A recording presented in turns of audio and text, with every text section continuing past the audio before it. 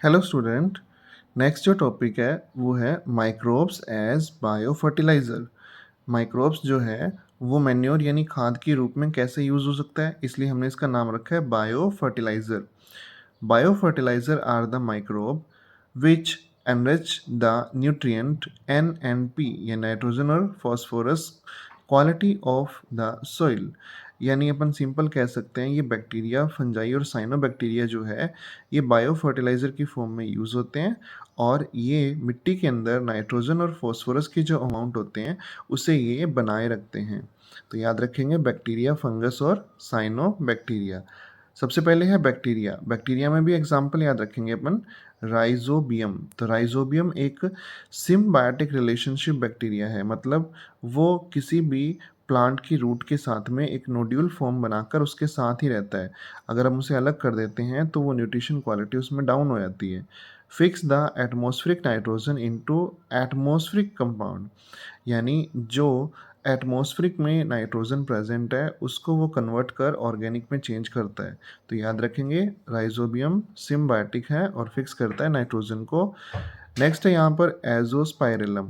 Azospirillum Azotobacter जो है ये फ्री लिविंग है। राइजोबियम तो क्या हो गया, सिम्बायोटिक हो गया, लेकिन एजोस्पाइरिलम और एजेटोबैक्टर फ्री लिविंग बैक्टीरिया है, लेकिन काम वही होगा, लेकिन थोड़ा सा चेंज है। काम क्या होगा देखो, फ्री लिविंग है तो absorb free nitrogen from soil, यानी soil, air and convert into salt and nitrogen like amino acid and enrich soil nutrient. ठीक है, बस थोड़ा सा फर्क आ गया यहाँ पर, ये फ्री लिविंग है और जो सोइल के अंदर भी प्रेजेंट फ्री नाइट्रोजन है उसको ये फिक्स करने में हेल्प करते हैं। ठीक है, तो याद रखेंगे राइजोबियम और एजोस्पाइरिलम। नेक्स्ट अगर फंगस की बात करें तो फंगस अपने पास में एक याद रख सकते हैं माइकोराइजा, जिसमें भी ग्लोमस को याद रखेंगे। Symbiotic relation with root of higher plant, यानी माइको का मतलब हो गया फंगस, राइजा मतलब रूट, तो फंगस जो है रूट्स के साथ में सिम्बायोटिक एसोसिएशन शो करता है।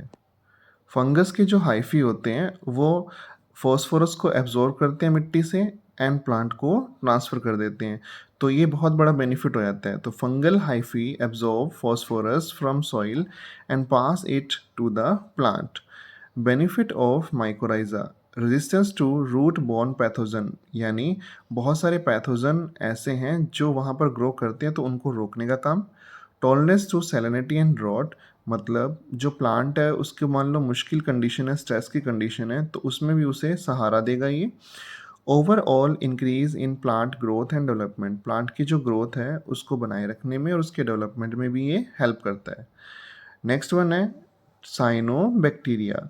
Cyanobacteria, they fix atmospheric nitrogen and increase the organic matter of soil by their photosynthetic activity। तो साइनोबैक्टीरिया जो होते हैं वो अपनी फोटोसिंथेटिक एक्टिविटी से इनके अंदर न्यूट्रिशन क्वालिटी बढ़ा देते हैं, जैसे नोस्टोक, एनाबिना, ऑसिलेटेरिया।